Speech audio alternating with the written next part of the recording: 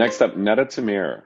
So she's my boss. I'm her intern, and we've been working together for a few years. She's a PhD candidate at Cornell. Her undergrad was in cognitive psychology, and she's now focusing on human-computer interaction, and particularly how machines might help humans build their cognitive capacity and actually just kind of have quantified self for the space between our ears, and our maybe build regenerative cognitive capacity. So please welcome Neta Tamir.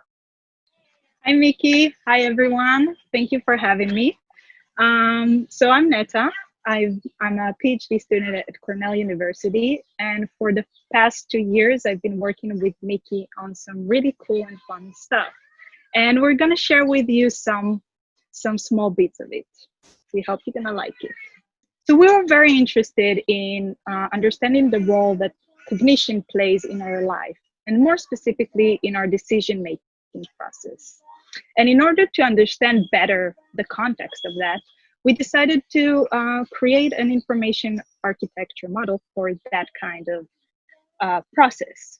So as human beings, we usually have goals, may them be small or big, but that's what drives us throughout our days. And in order to achieve those goals, we decide on certain activities and actions to take.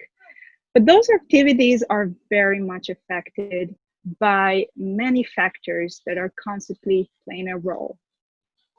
It can be our identity and the history, our past experiences, the current state we're at right now. We might be a bit depressed, going through what we're going right now is very difficult and taxing on our mood.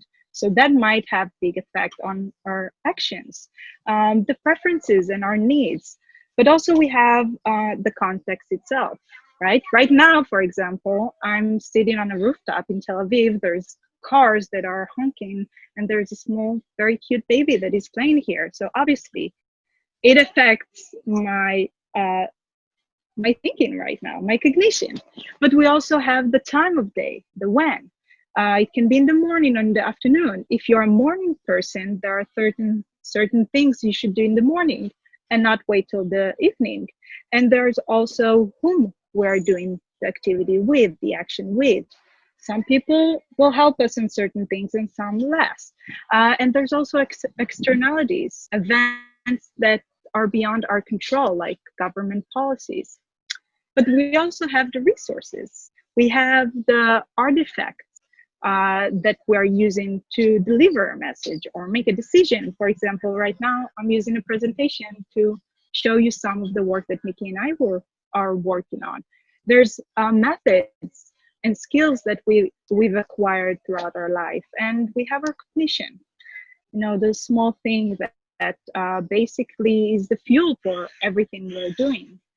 And the interesting thing is that they're all affecting each other, and which means that it's very much a dynamic process that has so many small factors. And what we mentioned here are just the big ones, the main things we chose. But there are many other things that are affecting our decision process. And remember, we started with saying that we're very much interested in the role that cognition plays in all of that. So let's first explain really quickly what cognitive capacity is. So cognitive capacity is the amount of information we are able to process in a certain time, and it's finite. So we can look at it as 100%. It's like a gas tank. And when we say cognitive load, we mean the amount of information we are processing at a certain moment for a specific task. And that's a very subjective thing. And the interesting thing is that for the past 50,000 years, at least, our cognitive capacity hasn't changed at all. However, back then, we only needed to worry about shelter, safety, and making sure we have enough food to eat. In modern times, we started to practice hobbies and more complicated jobs. And today, we have all those technologies around us that constantly fight for our attention, which causes a cognitive overload. So it's no surprise that most of us experiencing burnout, right? We end the day feeling so exhausted, we barely have energy to go out with friends at the end of the workday. And it didn't used to be like that, and it shouldn't be like that. Now, before you get all depressed about that, we do believe we can do something about it. What if we could have a juice meter, a meter that will help us track and manage our cognitive resources better? You can think of it as a cognitive dashboard that will walk us through the day. So if we're looking at a very regular office workday, you can see that around 10-ish, there's a prep meeting. I think it's Mickey's schedule, by the way. So Mickey has a very important meeting here, and you can see that it's very taxing on his cognitive load. And you can see he's around 78%. But then around 1-ish, he's taking a lunch break, and he can chill a bit. It's more relaxing. However, his cognitive reserve has dropped down to 60 by that point. But then he has this one-on-one meeting. At the end of the day, around 5, he's already at 32% of his fuel tank, and he needs to make very important decisions. And that might be a problem. There's a study that coined the term decision fatigue. There was a study that was conducted with judges on deciding on parole. The study showed that at the beginning of the day, the judges were much more understanding and compassionate and tended to give a lot more paroles.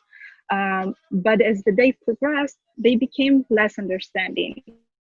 And then when they took a break, they came back and they again they were understanding and more compassionate. But there's also a good side to things. There's also activities we can do that will help us regenerate our cognition, like hobbies or just doing something different. Like the judges, they took a break, it regenerated them. They were more freshened up and back to their game. But we can also, we also know that sports plays a crucial part in regenerating our cognition and a good night's sleep. So if we can track all those things and learn what's best for us, for our subjective cognitive usage, we can improve our well-being or the way we manage ourselves much better. So taking all that, we envision that we'll have a dashboard that will show us kind of a summary at the end of the day of what was your cognitive usage, what were the activities that consumed the most. So here you can see an example of my own cognitive usage, and that's just an estimate. We did not do a study on that yet, but I believe that that's the way that I consume my cognition. And you can see that reading consumed a lot of cognition. Now you might think that it means that I just read a lot of hours. Well, that's not the case. You see, I'm a dyslexic person. So for me, anything related to reading or writing is very taxing on my cognition. So even if I'm spending 30 minutes, it's gonna consume a lot. And I learned that for me, it's best if I start the day doing the reading and writing and leave the remainder of the day for things that are much more easier for me and less taxing on my cognition. So you can, with time, as we gather more data, we can learn about the activities we're doing and kind of manage the time of day we're going to do it, how much time, with whom. So remember, I talked about the fact that I'm dyslexic. We're thinking about the potential it holds for working in groups, then the fact, for example, that I just had to read this morning a bunch of stuff because I'm doing a PhD and I spend most of my time reading stuff, you can see that I'm already depleted at the end of the day.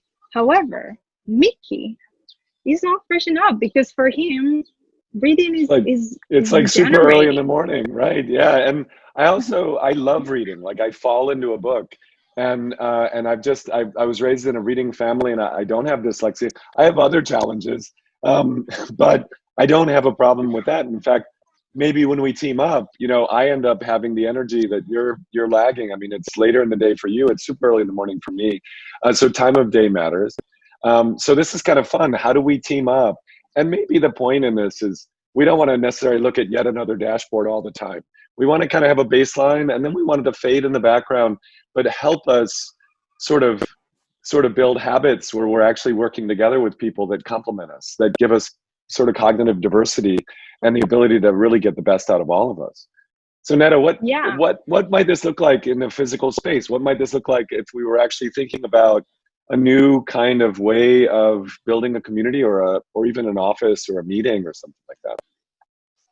So, the basic thing is that if I'm very depleted and you are not, then if we're team up, we can do a good job on maybe a task that we must do right now. But if we're thinking more further to the future, the room can read us. The room can sense that we're getting depleted, and maybe we can shake things up. Maybe the room should change the structure of it. Maybe now, instead of sitting around the table will go down, and we'll have whiteboards coming out from the ground, and we'll continue the meeting while drawing things and talking and moving around the room. Maybe the room can change the whole way it looks. Maybe it will look like now we're in a forest. A change of scenery. Or maybe it recommends to go walk in the real forest, right? Maybe it says this should be a walking meeting. And, I love this idea and this potential. I think ultimately we want the intelligence in the room, let's call it ambient intelligence. These days, if you go to an Amazon Go store, it's kind of a robot that you go inside of, right? Like when you go in, it's got cameras looking at it. It can dissect, did I buy one of these? Did I buy two of these? It's like robots we live within. How do we help them, or have them not shape us in bad ways, but how do we have personal information nobody else knows about, but then help suggest better ways? So it could even say something like, don't even go into this meeting. Like, you're burned out. Like, take a break, sleep. They'll be fine without you. Or what if it could say, wow, I've noticed Mickey talks all the time, and the person with really good ideas hasn't said one word. He's just hogging the conversation. So how do we have the room kind of encourage turn taking?